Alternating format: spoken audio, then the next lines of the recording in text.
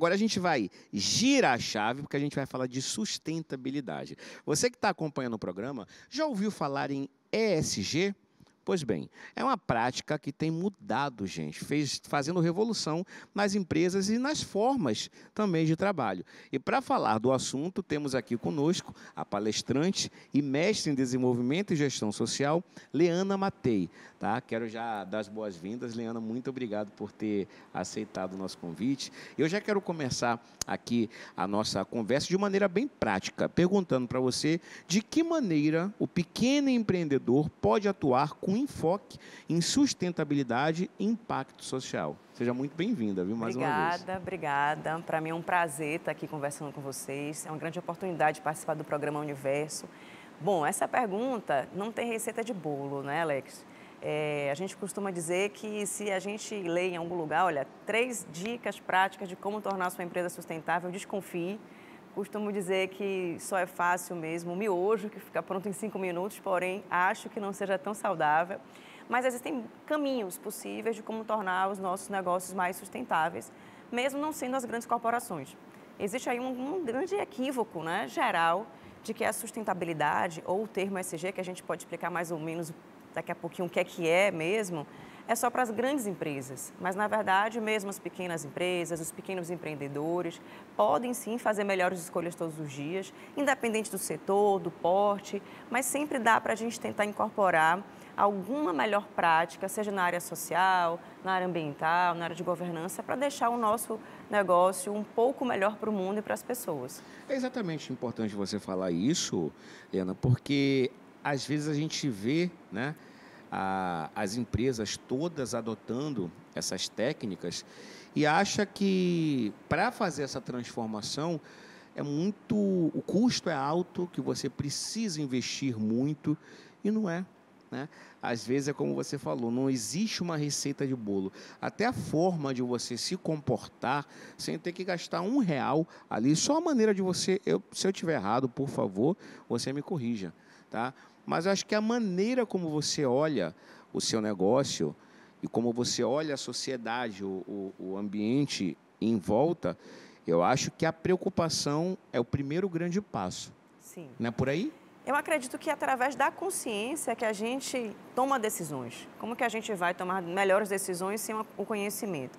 E pesquisas recentes mostram que 80% dos consumidores comuns, né, assim, pessoas físicas, já buscam preferir produtos e serviços que tenham boas práticas sustentáveis e que estão dispostos a pagar até 30% mais caro por esses serviços, por conta disso. Mas aí tem um desafio da comunicação, que eu acredito que programas como esse, e nós comunicadores, que sou comunicadora de formação e de paixão, tem um papel fundamental que é dar acesso à informação. Como que você vai escolher um produto ou serviço sem informação adequada? Como que a gente vai saber, por exemplo, o que é que está por trás daquele produto, quem fez aquele produto, como que esse produto deixa o meio ambiente, né, através do seu processo produtivo, quais são os insumos, como é feita a água, para onde vão os resíduos, qual é a qualidade de vida das pessoas que trabalham nisso. Então, tudo isso é um processo de construção que nós, enquanto consumidores, podemos escolher. Né? Se eu perguntar para você, se tiver 2 opções aqui, né, de chocolate, eu uso sempre o exemplo do chocolate, porque é um produto bem popular, bem popular, que todo mundo ama. Todo mundo gosta. É muito difícil achar alguém que não consuma chocolate. Mas hoje você tem marcas de chocolate em que você, através da embalagem, você consegue saber, por exemplo, que aqueles produtores são produtores que tiveram suas condições de trabalho asseguradas, que, por exemplo, têm um cuidado com a embalagem, com descarte, que não usou agrotóxico. Enfim, tem uma série de boas práticas que hoje você já sabe que são necessárias para a construção do mundo que a gente quer. Não dá para a gente achar que essa solução ela vai cair que nem chuva do céu para a gente, né? Isso. Você acabou de falar aqui que a consciência é o começo de tudo. Mas, logo depois, né, a gente tem essa consciência, caramba, a gente precisa fazer alguma coisa o legado que a gente vai deixar. Acho que todo mundo tem que se preocupar com isso. As futuras gerações que estão chegando. De uma maneira bem prática, Leana, eu não sei se você vai conseguir compreender essa minha pergunta. Qual um passo, de uma maneira bem prática, tá? Eu sei como eu volto a falar, volto a endossar o que você acabou de afirmar, que não existe um tutorial, né? Não existe uma fórmula, uma receita de bolo. Mas uma maneira prática que a gente já pode começar a entrar nesse mundo, os pequenos e médios empreendedores. Ótima pergunta, Alex. Eu acredito que tudo começa com a vontade, com o desejo. Se tem desejo, tem caminho. Então, se a gente tem vontade, a primeira coisa é buscar o conhecimento. Então, existem diversos cursos, aproveito aqui para fazer uma pequena propaganda, gente. Nós da Ganju, junto com a AC Consultoria, que são 2 consultorias baianas, estamos com as inscrições abertas da nossa mentoria coletiva em ESG Raiz. Que falta eu explicar o que é ESG para todo mundo aí, daqui a pouquinho. E impacto social, que é uma oportunidade para qualquer profissional, de qualquer área, de qualquer setor, para pequenos e médios empreendedores, pequenas e médias empresas, para quem já atua e quer aprimorar seus conhecimentos, ou para quem quer entender, que é explicar todo esse universo ESG. Vamos falar de sustentabilidade, de diversidade, de inclusão, de mudanças climáticas, de economia circular, de transparência, de governança, de campanhas de comunicação que trazem essa temática. Então, a primeira coisa que eu acho é ter conhecimento. Entender o que é, entender, inclusive, quais são os impactos do nosso negócio. E aí a comunicação, ela vem junto com uma grande ferramenta de transformação, porque a gente não transforma aquilo que a gente não conhece, né, Alex? Então, hoje, cada vez mais, esse é um tema que está presente na mídia, nos jornais, e tem um papel também muito importante, e aproveito mais uma vez para agradecer a oportunidade de vocês, que é mostrar o que a Bahia tem de bom. A gente vai mostrar alguns cases baianos e também cases internacionais para a gente se inspirar, mas sem deixar de perceber que tem muita gente bacana fazendo um trabalho muito legal aqui em Salvador, né, na Bahia como um todo, como que a gente pode inspirar no dia a dia, nós enquanto consumidores e as pessoas também que estão abrindo seus negócios. Dá para eu ter uma boa prática na área da gestão de resíduo? Como que eu faço para incluir pessoas de alguma forma? Como é que eu comunico? Como é que a gente se engaja em campanhas, por exemplo, de utilidade pública? Eu sei que tem muita coisa para fazer, muitos caminhos possíveis e todos eles começam com uma decisão, né? Com o desejo de fazer parte da solução, né, Alex? E a gente volta agora a falar sobre sustentabilidade ambiental com ela que está aqui ao meu lado, Leana Matei.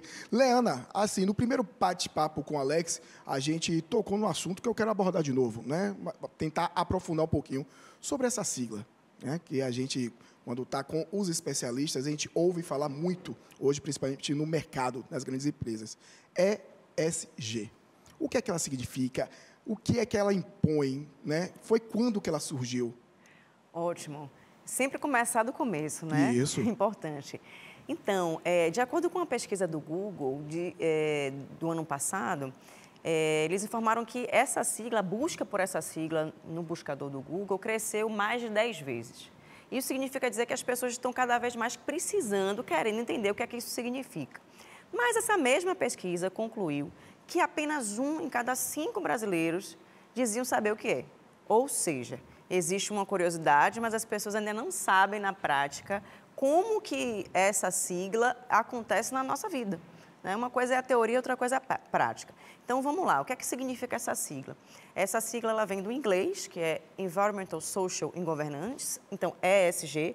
Se a gente fosse traduzir ao pé da letra, seria ASG, de Ambiental, Sociedade e Governança. Certo. Mas como hoje o mundo dos negócios é muito inspirado aí, né, no mercado internacional. No mundo global mesmo. É globalizado, a gente acaba absorvendo algumas palavras mesmo. Alguns termos. Alguns termos. Então, ESG veio para ficar.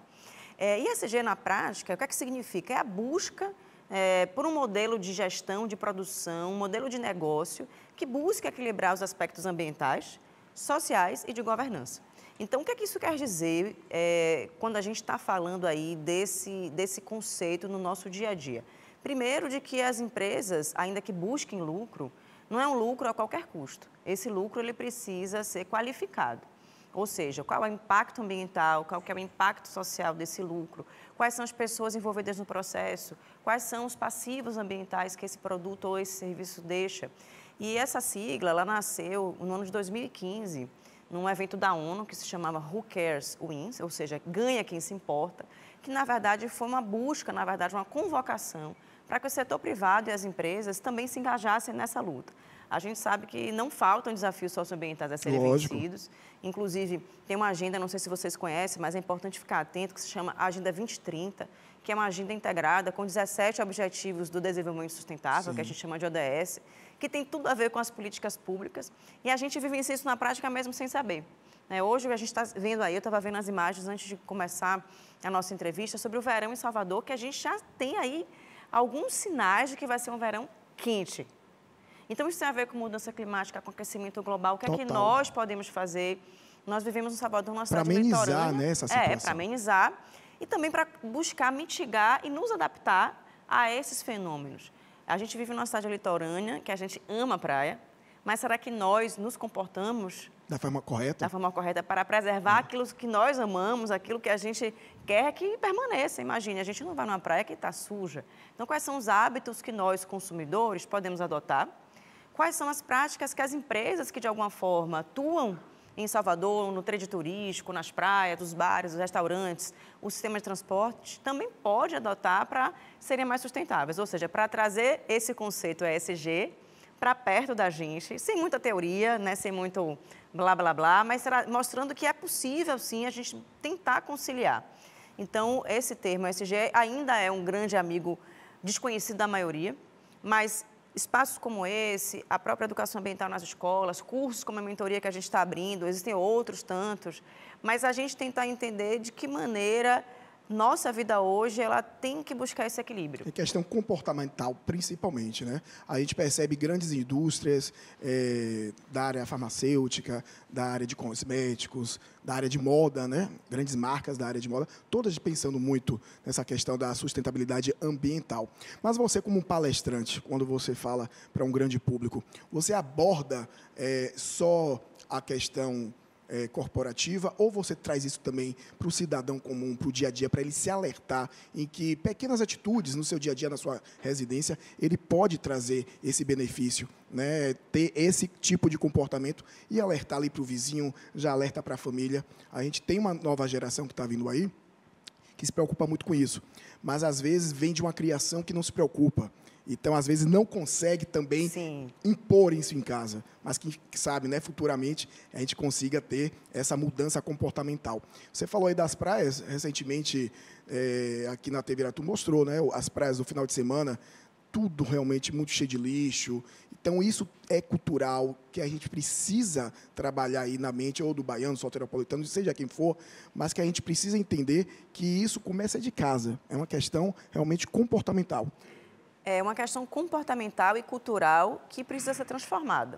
Então, teoricamente... Precisa ter esse rompimento, né? Exatamente. Teoricamente, a gente deveria ter aprendido isso na escola. Sim. E até, eu acredito que naquela época, a gente não tinha a urgência ambiental que a gente vive hoje. Total. Mas quais são os hábitos que a gente pode adotar? Eu acredito muito que é uma responsabilidade compartilhada da solução desses problemas. A gente pensar que somente o poder público vai dar conta, não vai acontecer. Então, todos nós cidadãos... Se ficar sempre esse questionamento, ninguém sai do lugar, né? Vai ser igual aquele jogo de batata quente que a gente vai colocando, né, batata no colo de alguém, e aí a gente deixa de perceber que a gente é parte disso que a gente cria. Então, tem uma frase da Madre Teresa de Calcutá, que eu adoro, ela dizia assim, olha, eu sei que o meu trabalho é uma gota no oceano, mas o oceano teria uma gota a menos se eu não trabalhasse por isso. Então, nossas atitudes individuais, diárias, contam muito. Então, você trouxe o exemplo da praia, que é um exemplo muito real para a maioria de nós baianos, porque a gente vivencia isso e a gente gosta. E é um patrimônio da cidade, a gente precisa cuidar. Vai para a praia, leva seu saquinho de lixo, cuida do que você está levando, ter bons hábitos, né? A gente viu ali até um caso, questão do Uber, nosso comportamento, a gentileza, tudo isso faz parte do mundo que a gente quer construir. É uma atmosfera comum, né? Exatamente, é um espaço compartilhado. Se a gente não tiver o mínimo de governança e de um bom comportamento, eu acredito que a gente não vai ter uma boa experiência. E se a gente veio para cá, minimamente, que a gente deixe o lugar onde a gente encontrou um pouquinho melhor, mais bonito, mais inclusivo, mais feliz. É nisso que a gente acredita. E aí não tem a ver só com as grandes empresas, viu, Léo? São atitudes nossas, individuais, nosso compromisso. Concordo, plenamente. Não precisa ser aquela coisa que a gente chama ecochato, mas a gente faz a nossa parte. Então, assim, estamos aí tendo um verão começando.